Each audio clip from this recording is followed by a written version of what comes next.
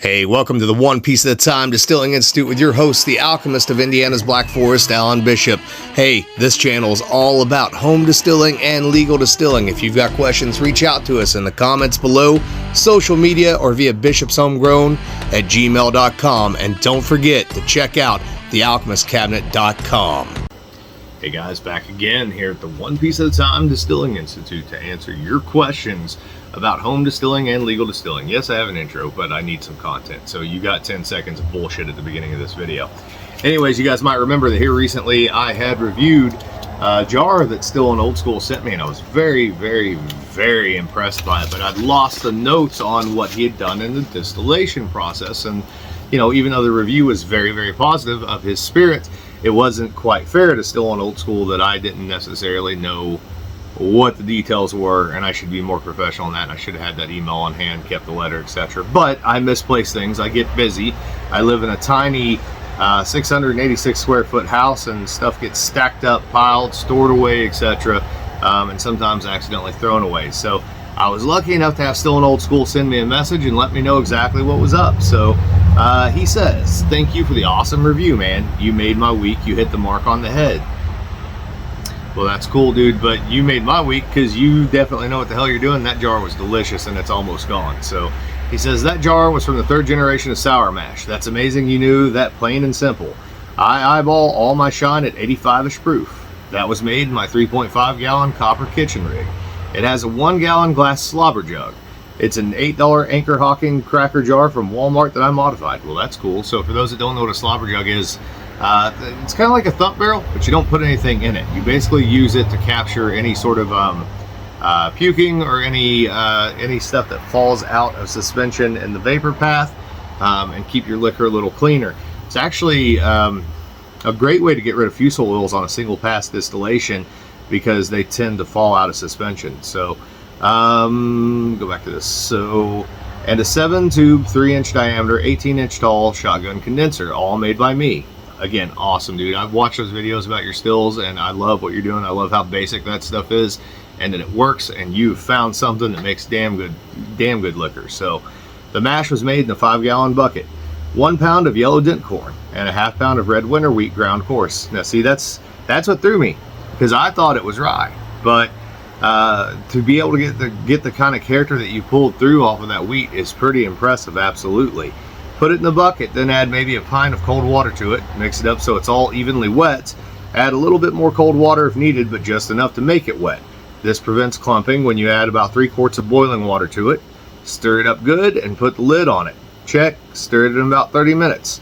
Should be getting fairly thick by now. You'll be adding a 1/2 pound of barley malt total. Put a handful in after 30 minutes to thin it out some. Put lid on and let it set 30 minutes or so. Remove the lid and stir in the rest of the barley and let it cool on its own." So really what you're doing here is kind of a safety net thing. So you're actually doing some cooking and some mashing, and then also adding sugar.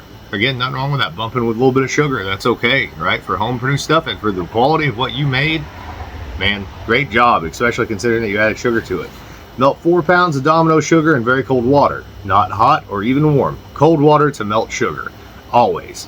Once the grain is cooled to ferment temp, add the sugar water and top the bucket with water to about 4.5 gallons, maybe a little less for headspace. Dump the Red Star bread yeast to it. I use a good bit, but only the 1st generation. I fill my 3.5 gallon still up and normally get close to a 1/2 gallon of total output. When the get back set cools completely off, I melt 4 pounds of sugar in it, dump it back on the grain in the bucket, and top with spring water. I run my grain 4 times. When it's time to steep new grain, I use hot backset from the run to steep it in. Very nice. So definitely Uncle Jesse's simple sour mash method, but also with a little bit of conversion as well. One thing a lot of people don't know is a lot of the distillers into the 1900s, right before Prohibition, and actually Old Smoky does something very similar to this, or maybe it's the same thing. But there were just grain distilleries in the South that would run a grain run, an all grain and all cereal mash run that off, and then take that mash, back set that, and then add sugar to it and make a basic sugar shine out of it, and you'd have 2 different grades of what they defined as whiskey there. And there's nothing wrong with doing that. What a great way to reuse your resources. many times over and over again and get all the flavor and all the potential out of those grains before you send them out to be fed off to the hogs or the cattle. So wonderful, man.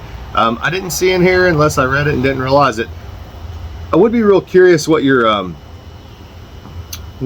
proof is off of the still, like where your still starts at, since you're doing like the single pass with the slobber box and no thumper. I'm gonna guess maybe you're excuse me, maybe you're somewhere around 115 or so starting off.